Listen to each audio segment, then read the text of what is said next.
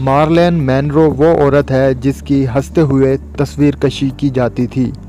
Video शुरू करने से पहले हमारे चैनल को ज़रूर सब्सक्राइब कीजिए। मार्लेन मैनरो वो औरत है जिसकी हंसते हुए तस्वीर कशी की जाती थी क्योंकि इसकी हंसी बहुत दिलकश थी, लेकिन इसने डिप्रेशन की वजह से 36 साल की उम्र में खुदकशी कर ली थी। इसलिए याद रखें, जो कुछ आप बाहर देखते हैं वो दिल के अंदर की अक्कासी नहीं करता। अगर वीडियो पसंद आए तो हमारे चैनल को ज़रूर सब्सक्राइब कीजिए।